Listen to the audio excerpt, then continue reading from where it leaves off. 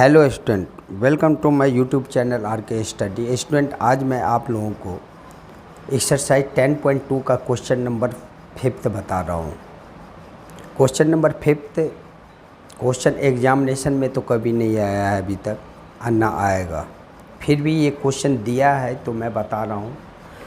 Knowledge के लिए आपको जो है सो रहनी चाहिए कि ये जो है सो किस हिसाब से हम क्वेश्चन बनाएंगे, लेकिन ये क्वेश्चन एग्जामिनेशन में कभी नहीं आया है, ना आएगा। क्वेश्चन जो है सो कह रहा है कि prove that the perpendicular at the point of the contact to the tangent to a circle passes through the centre.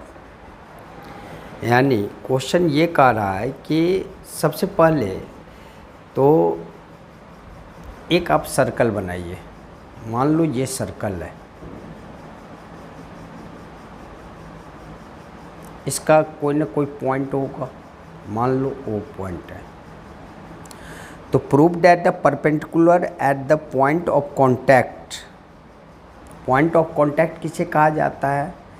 Point of contact के लिए आपको मैं बोला था कि जैसे मान लो एक साइड से टेंजेंट निकल रही है, इसको छूते हुए निकल रही है, एक पॉइंट पे छुएगी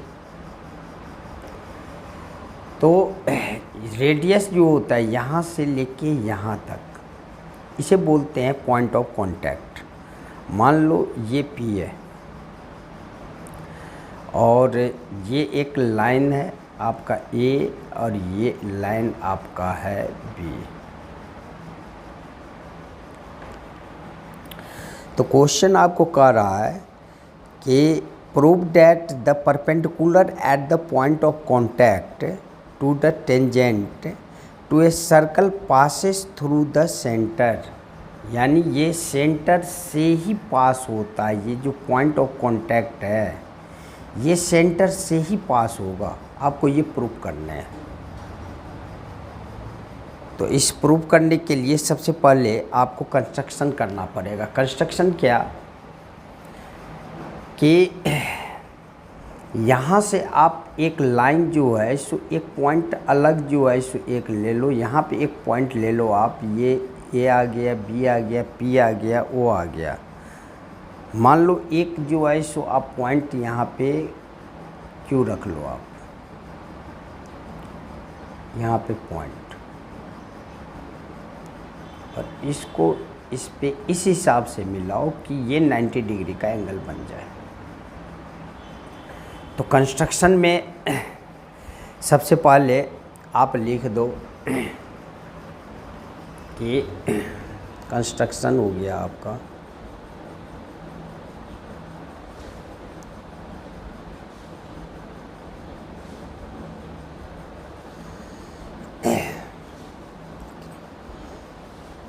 ए लाइन QP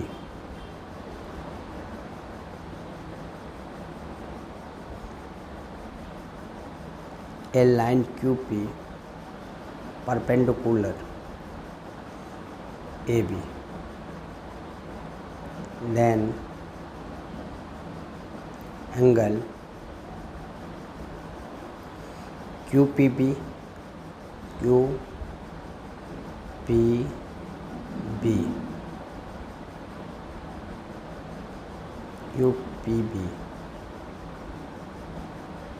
ये बराबर क्या कितना हो जाएगा? 90 डिग्री।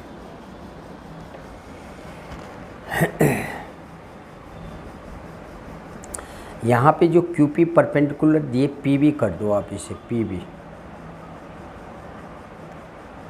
बस PB पे है, यहाँ से लेके यहाँ तक पे परपेंडिकुलर।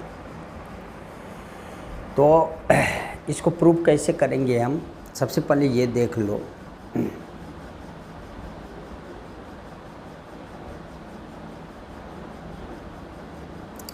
हमें पता है कि जो पॉइंट ऑफ कांटेक्ट होता है ये कितने डिग्री का एंगल बनता है। ये जो सर्कल है यहाँ पे टेंजेंट जा रही है, सेंटर से यहाँ पे जो मिलता है, यहाँ 90 डिग्री का एंगल और यहाँ पे 90 डिग्री का एंगल। तो angle OPA, angle O P A, ये बराबर कितना डिग्री होगा? 90 degree. Angle O P B, ये जो एंगल है, एंगल ओ पी और बी, ये कितना डिग्री होगा? 90 डिग्री।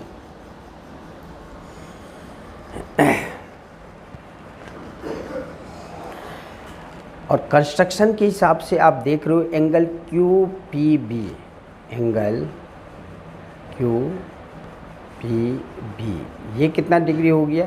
90 डिग्री। तो यहाँ पे आप लिख सकते हो point of contact, point of contact, point of contact perpendicular to tangent,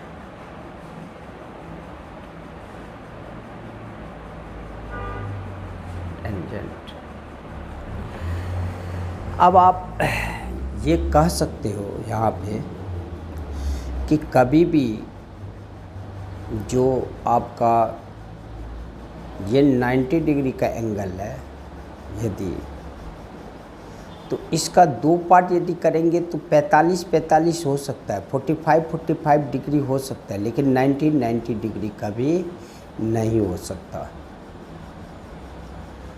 लेकिन यहाँ पे हम क्या कर दिए, इसे 90 डिग्री प्रूव कर दिए, यानी एंगल ओ पी ए बराबर एंगल ओ पी बी बराबर एंगल क्यू, ये क्यू है, एंगल क्यू पी बी बराबर 90 डिग्री। तो इस हिसाब से आप देख रहे हो कि ये कभी भी संभव नहीं है। कभी भी यदि परपेंडिकुलर यदि किसी भी लाइन पे होता है तो ये दो पार्ट 90 डिग्री हो सकता है। इसमें से आप कितना भी लाइन खींच रहे हो तो इस 90 डिग्री को डिवाइड कर सकते हो आप, ना कि अलग से 90 डिग्री बना सकते हो। इसीलिए आप डायरेक्ट इसको लिख दो कि जो क्वेश्चन आपका कह रहा था कि ये संभव नहीं है, यहाँ पे आप डायरेक्ट जो है सो लिख दो कि it is not possible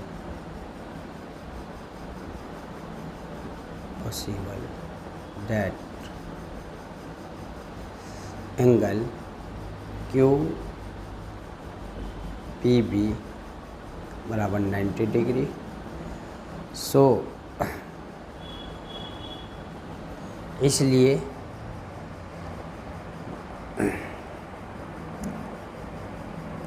the perpendicular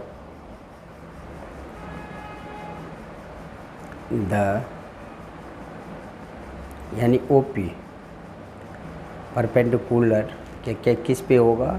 A B पे। एंड P passage through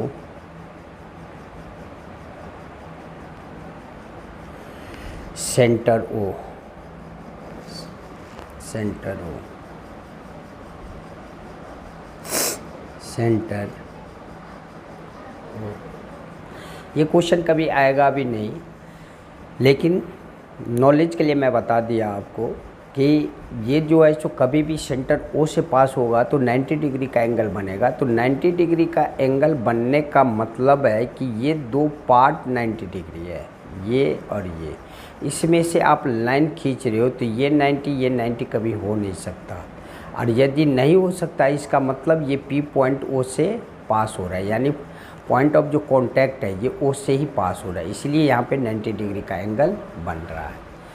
बस इस वीडियो में बस इतना ही। अब हम नेक्स्ट क्वेश्चन बनाएंगे 6। इसके लिए नेक्स्ट वीडियो में मिलते हैं, तब तक के लिए जय हिंद।